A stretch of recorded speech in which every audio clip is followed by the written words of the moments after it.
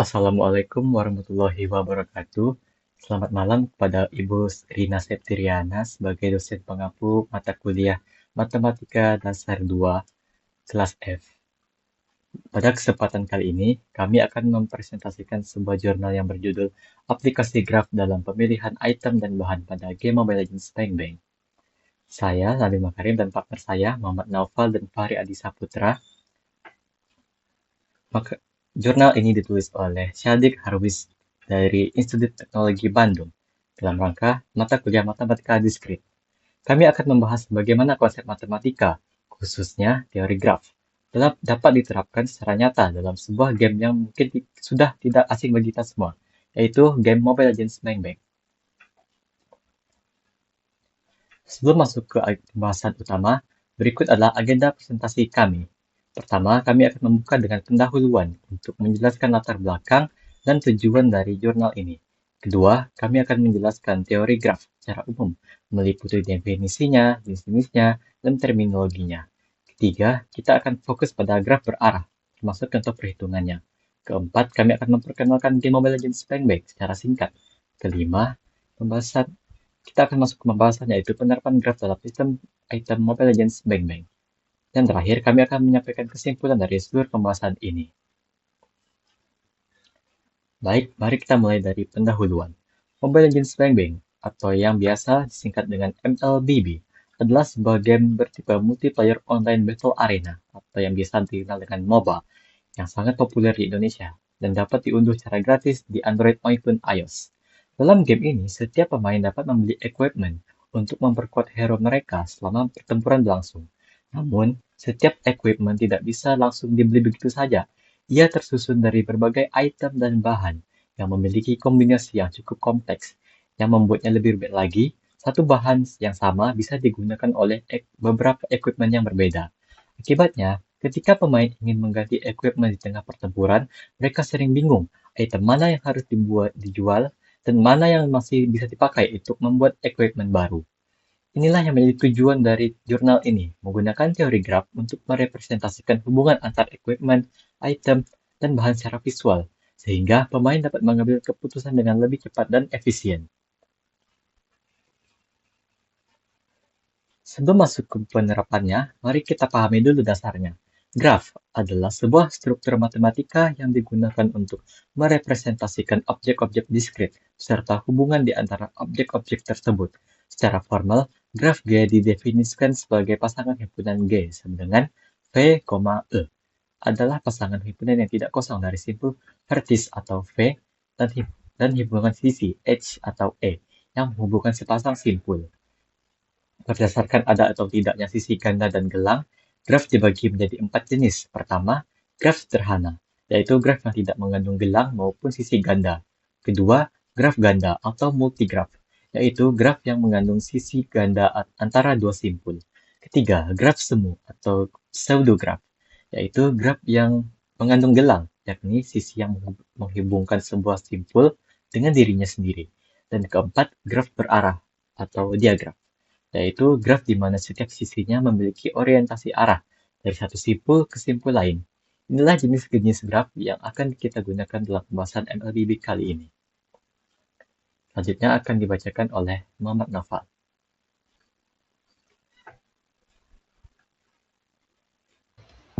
Baik, kita akan masuk pada salah satu hal penting dari graf itu sendiri, yaitu terminologi graf.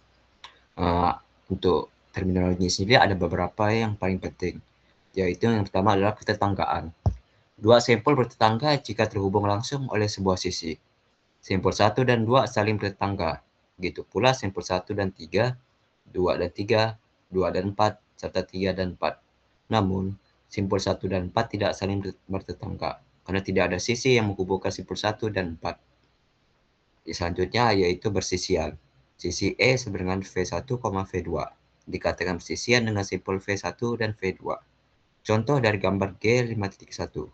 Sisi 2,3 bersisian dengan simpul 2 dan simpul 3. Sisi 2,4 bersisian dengan simpul 2 dan simpul 4. Sisi 1,2 tidak bersisian dengan simpul 4. Lanjut lagi yaitu simpul terpencil, yaitu simpul yang tidak memiliki sisi yang bersisian dengannya. biasanya dengan konotasi D dalam kurung V sama dengan 0. Contohnya sendiri dari gambar G5.3. Simpul 5 pada G5.3 tidak terhubung dengan sisi manapun, sehingga dikatakan dengan simpul terpencil. Selanjutnya yaitu D, graf kosong. Graf yang himpunan sisinya merupakan himpunan kosong.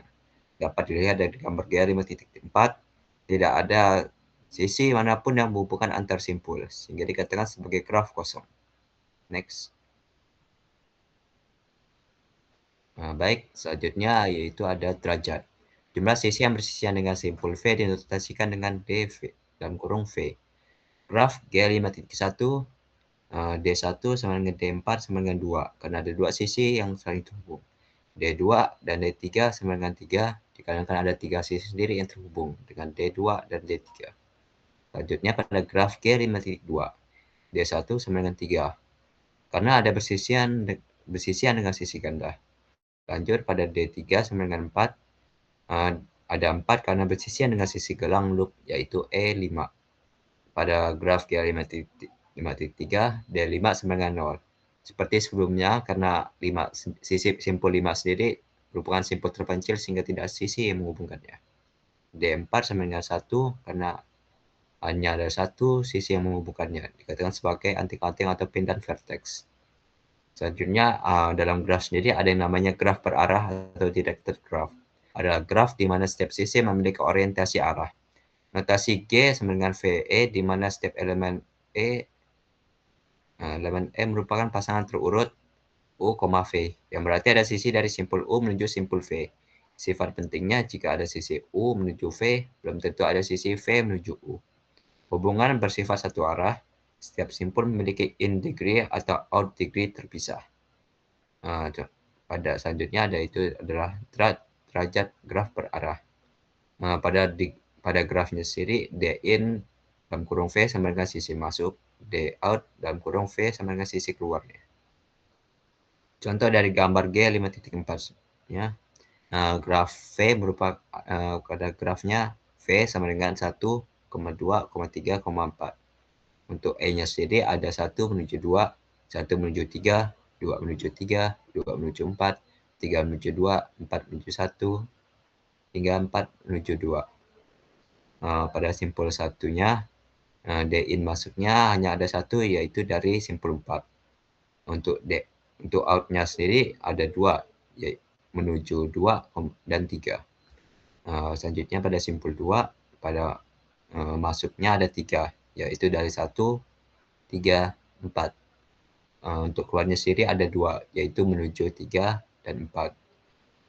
Selanjutnya pada simpul 3, untuk bagian masuknya ada 2, yaitu dari 1, dan 2. Untuk keluarnya sendiri hanya ada 1, yaitu menuju 2. Untuk simpul 4-nya, untuk yang masuk hanya ada 1, yaitu dari simpul 2. Untuk keluarnya sendiri ada 2, yaitu menuju simpul 1 dan simpul 2. Next.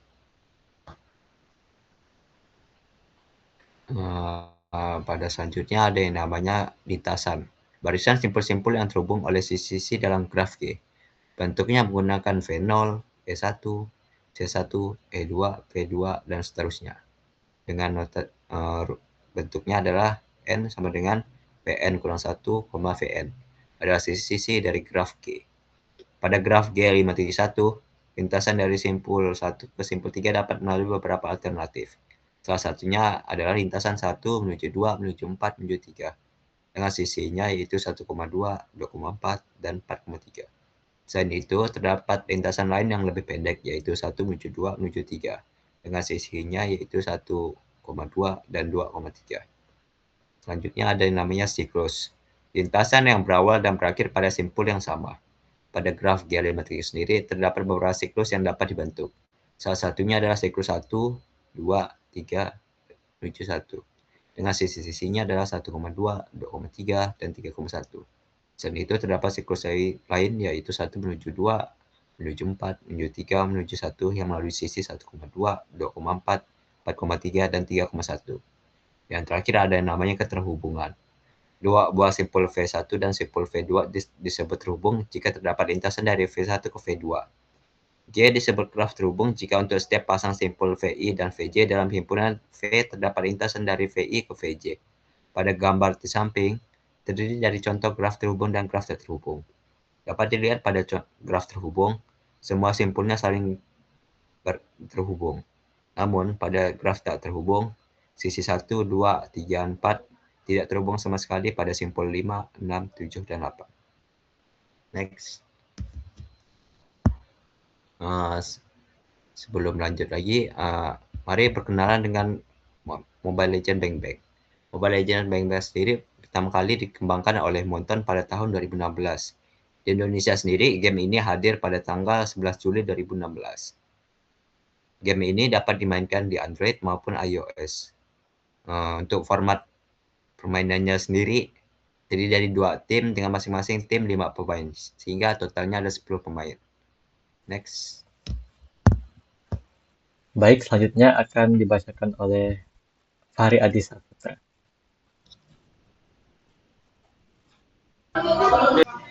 Equipment adalah perlengkapan yang dapat dibeli oleh hero untuk mendapatkan berbagai efek tambahan seperti peningkatan serangan, pertahanan, atau kecepatan gerak.